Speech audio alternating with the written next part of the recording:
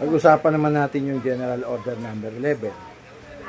Sabi sa GO11 to be especially watchful at night during the time for challenging, to challenge all persons and or near my post, and to allow no one to pass without proper authority, no? Sa Tagalog, pasensya na kayo, natawa ako doon sa naririnig ko sa kabila. Maging lalo pang mapagmatsyag sa gabi, lalo na kung oras ng challenge, no? O i-challenge ang mga tao, tanungin ang sino mang tao na nasa paligid o nasa malapit sa iyong post, sino maglalapit sa iyong pwesto, at huwag papasukin ang sino man nang walang kaukulang otorisasyon o pahintulot. Magandang araw po sa inyo. This is F. Santos na nagdag kaalaman at punting kaalaman. Muli maghahatid sa inyo ng isa ng General Order. Ang General Order number 11 ay tungkol po sa pataas na antas ng pagbabantay, lalo na po sa gabi. Dahil yun po ang oras na pinamakadaling samantalahin ng mga masasamang tao, masasamang loob. Dito po nakatuon ang tungkulin ng isang security guard na mag-challenge, no? Magtanong sa mga tao bago papasukin at tiyaking may tamang permit, ID o pahintulot bago po ito papasukin. Now, ano po ba ang kalagahan para sa mga security guard ng GO number 11? Una po ay pinoprotektahan nito ang buong establishmento sa pamamagitan ng tamang pag-challenge at maiwasan ang mga sumusunod, no? Pagpasok ng mga mapagsamantala, yung mga magnanakaw o trespassing, no? Sabotage o vandalism, na yan po ay karaniwang nangyayari. Panganib din po yan sa mga empleyado at kliyente natin kung di tayo magiging alerto. At ito po ay nagpapalakas ng deterrence sa security. Kapag alam po kasi ng mga tao na alerto ang isang gwardiya at mapanuri, hindi po sila basta-basta papasok, no? Nang walang pahintulot. Mag-aalangan po sila. Presence plus questioning, ang resulta po niyan ay deterrent effect. Kapag ang gwardiya presence, tapos mapagtanong, nag-uusisa, nag-iimbestiga, resulta po niyan ay deterrent effect, no? Pinalalakas po ang professionalism at ang guard po na marunong humawak ng mga ganyang challenge ay may respeto po o gumagalang sa protocol, mayroon pong disiplina at alam ang tamang approach.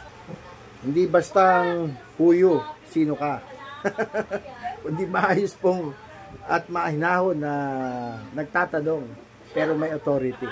Ang pagiging watchful ay hindi lang po para sa facility, kundi para rin po sa ating sarili. Pinangangalagaan din natin sarili kapag alerto tayo. Una ay maiiwasan ang biglaang panganib.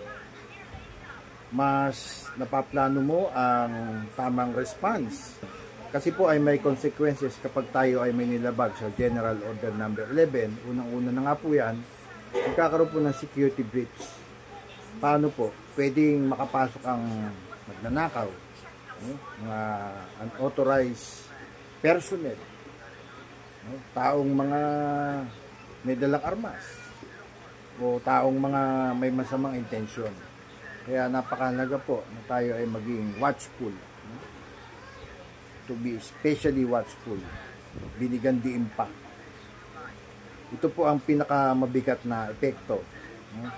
Pwede tayo magkaroon ng administrative sanction kapag tayo naka-violate, no, ng GO number 11.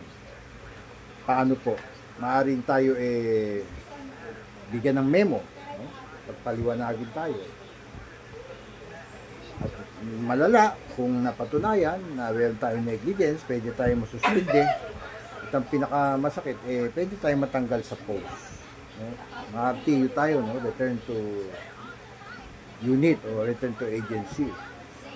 at hindi na po tayo ma-renew, no, yung ating kontrata o yung ating lisensya kung may severe, no, at mabigat na negligence na nagawa.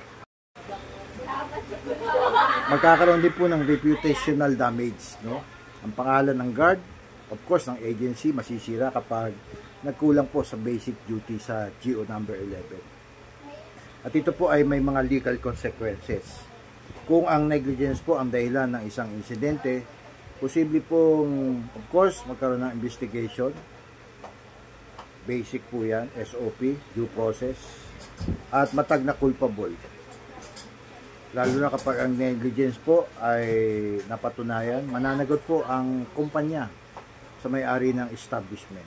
Kasi po, kapag tayo nakapagpabaya sa GO number 11, yan po ay banta rin, no? Threat, no?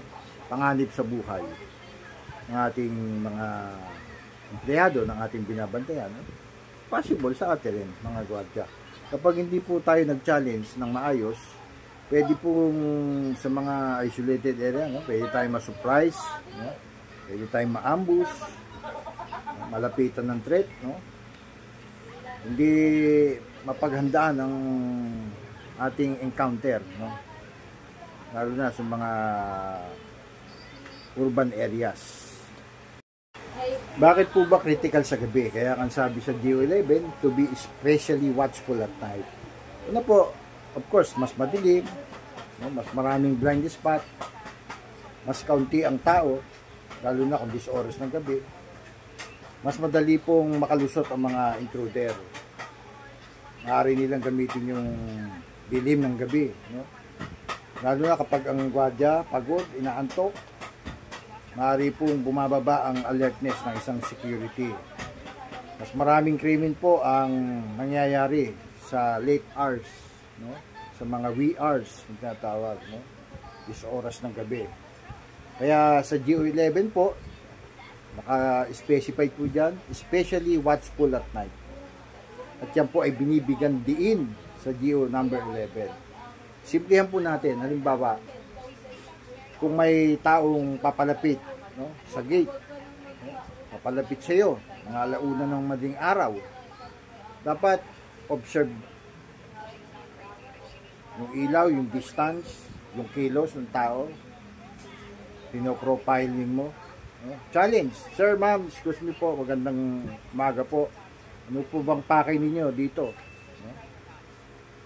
Verify, pwede po bang makita yung ID nyo, meron po ba kayo authorization, no? Sino nagbigay ng authorization, decide kung papapasukin, re-restrict mo o re-report.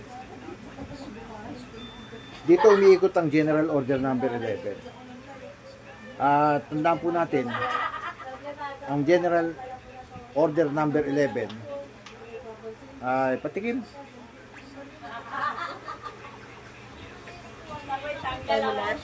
Pero mo konti. Ang General Order number 11, ang pinakapuso po ng mga panggabing security. Kung wala pong challenge, walang control. At kung wala pong control, wala pong security. Kung hindi po alerto ang gwardiya, buhay po ang nakataya. Sana po ay may natutunan tayo. Muli, ito ang F. Santos ng Dagdag Kaalaman, Munting Kaalaman. Ingat po tayong palagi at mabuhay.